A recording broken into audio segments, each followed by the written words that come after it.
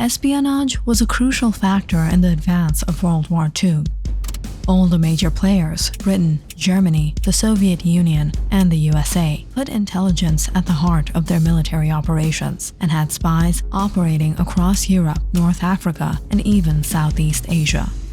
As double agents and even triple agents proliferated, a tangled web of international espionage emerged. And of these spies were some women who changed the course of history. No, they weren't the typical femme fatale plotting to uncover secrets by seducing a man in political power. These women played out their roles with intelligence, cunning, and courage, putting their lives on the stake.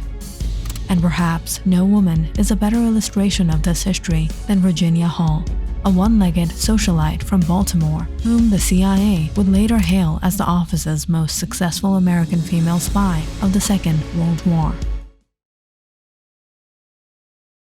In early September 1941, Virginia Hall arrived in Vichy, France, on a clandestine and perilous mission, tasked with organizing local resistance networks against France's German occupiers and communicating intelligence to the Special Operations Executive, SOE, the fledgling British Secret Service that had recruited her.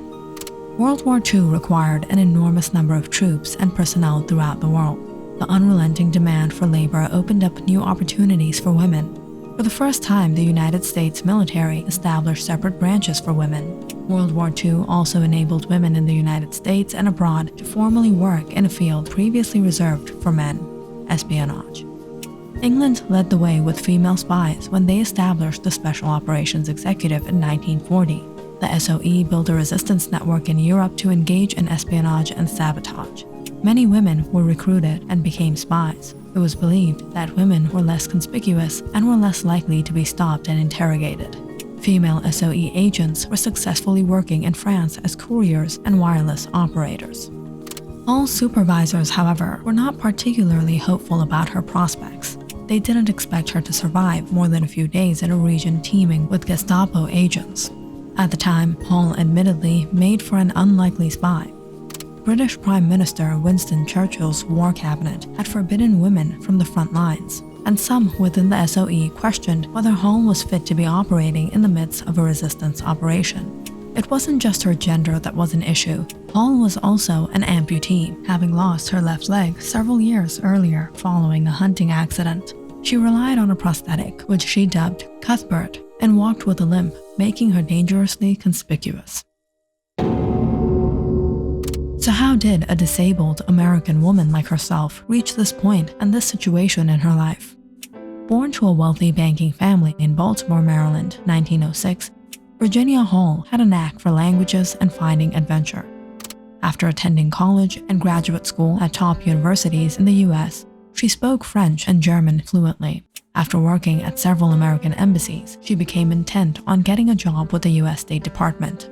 She wanted to work in foreign service, so Virginia went on to study and travel in Europe in the early 1930s, eventually taking a clerical position with the US Embassy in Warsaw, Poland. Her next assignment took her to Izmir, Turkey. Whilst in Turkey, she was invited to join friends on a hunting expedition. It was during this trip, when they were in a remote area, her gun discharged unexpectedly. The bullet went through Hall's left foot. By the time her friends got her to a hospital, her leg below the knee had to be amputated in order to save her life. Hall didn't want this accident to slow her down, so she returned to the US and had a wooden leg created and then set about practicing so that she could do almost everything she had done before. She walked with a limp and couldn't run as quickly. Otherwise, she was extremely competent and managed well on her own. Despite her raft of languages and extensive knowledge of Europe, her dreams of becoming an ambassador had been repeatedly thwarted by the State Department prejudice against women. Only 6 out of 1,500 staffers in the Foreign Service at the time were female, and one of her several attempts to join them was hampered when her exam papers were mysteriously mislaid as well as disabled. Even President Franklin Roosevelt, although himself reliant on a wheelchair, rejected lobbying from powerful family friends to overturn a bar on amputees from joining the diplomatic service. So Virginia returned to Europe, but she knew she had to shift her plans. The State Department would not hire someone with a false limb. At the time of her return, Germany had just invaded Poland. Hall joined the British Resistance (SOE), who gave her extensive training in clandestine tradecraft, communications, weapons, and other resistant activities. Within a few weeks working within the SOE, Hall went undercover as a journalist. She moved to a southern section of France that was occupied by the Nazis. Virginia Hall worked efficiently to create safe drop zones for allies. That way, new agents, supplies, money, and weapons could be brought in. She spent 13 months in France in 1941 to 42, organizing spy networks, running safe houses, and delivering important intelligence to the British government, all while staying one step ahead of the Gestapo, who called her the Limping Lady. By the time the Germans became aware that a woman, or the Limping Lady, was one of the key organizers there, they issued orders to find and capture her. When the SOE got word that the German Gestapo was moving towards southern France, the resistance organizers were told to clear out of Lyon. Hall left with the group by train. The escape was dangerous, and part of it involved a 30-mile trek which had to be done on foot. The group made it back to London, where they began training to be able to communicate via wireless radio. After her training, Virginia shifted to an American espionage organization, the OSS, Office of Strategic Services. It was in 1942 that the United States established the Office of Strategic Services as the first independent American intelligence agency. Based on the success of female intelligence employees in the SOE, women were discreetly recruited to process top-secret transmissions from the field and engage in other matters of classified intelligence.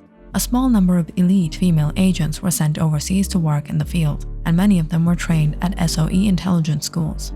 And one of them was, of course, Hall, who was sent back to France in 1944, where she again took up the cause of the resistance. Though this time, her disguise was an old farm woman. The heavy clothing she wore, coupled with her masquerading as being elderly, gave better cover to her awkward gait. She lived with a farmer's family and tended to the cows. She also traveled to the nearby market to sell the farmer's milk and cheese. There, she often overheard German officers in conversation. As soon as she got back to the farm, she pulled out her radio and would wire in any information she obtained. At its peak, Hall's network consisted of some 1,500 people, including a French-American soldier, Paul Goylet, who would later become her husband. After the war, President Truman wanted to make public the award she was to be given, but Hall refused. She wanted to remain in her line of work.